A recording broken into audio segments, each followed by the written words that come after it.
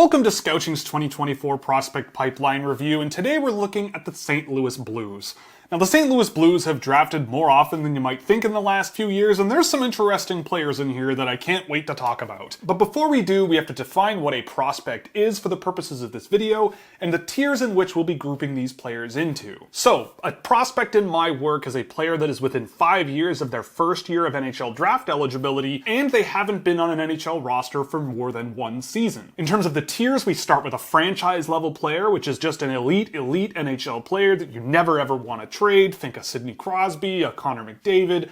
It's pretty rare. Next, you go down to your core tier, where you've just got really handy NHL players who you really don't want to have to live without. Then you have your depth category, which is your everyday second, third, fourth line guys that have specific roles that they do really well in, but may not be the tier A player that you cannot live without. Then you have your maybes category, which are guys that might have a lot of upside and some question marks, or maybe not a lot of upside, but may not have quite enough to crack into the bottom end of an NHL roster. And then at the bottom you have everybody else. So for the St. Louis Blues, we can start at the depth category, where we've got a few really interesting names here in Dalibor Dvorsky, Jimmy Snuggerud, Otto Stenberg, and Adam Jiricek. I'm a big fan of all of these players, and again, I have to reiterate in a lot of these videos, the depth category is not bad. These are guys that I could see playing second, third line on this team easily. I love Jimmy Snuggerud's raw shooting ability. I think Dalibor Dvorsky has some interesting physical tools, and while I'm not totally sold on his offensive upside in the NHL, I do think he could play an interesting, well-rounded role with some power play upside.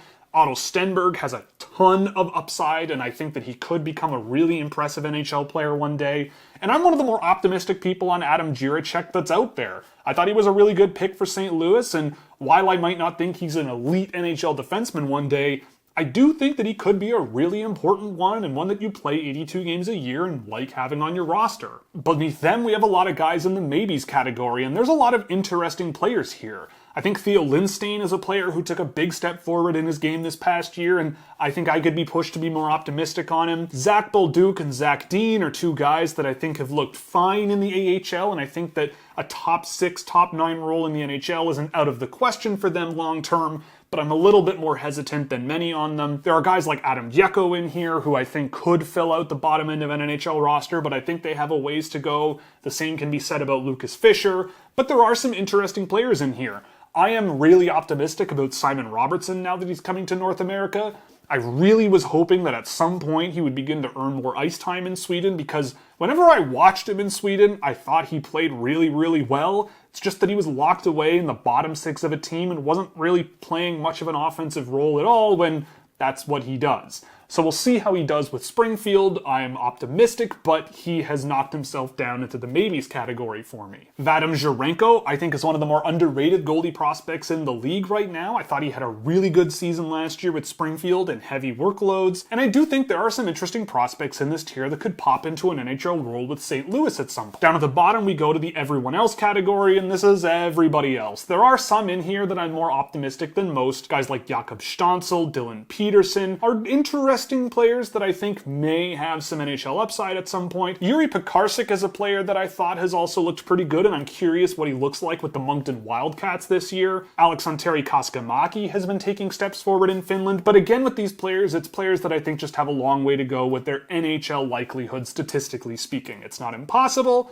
but we'll see what happens, especially as a bunch of these players cross into playing North American pro hockey. So with that, we close out the St. Louis Blues. If you liked the video, click like and subscribe, and if you really liked it, you can check out Scouching.ca, where a subscription gets you early access to content, exclusive written work, as well as data tables for drafted and undrafted prospects around the world, and plenty of other cool stuff you can check out there. So with that, we close out the St. Louis Blues, and up next we have the Utah Hockey Club, formerly known as the Arizona Coyotes, formerly known as the Phoenix Coyotes, formerly known as the Winnipeg Jets.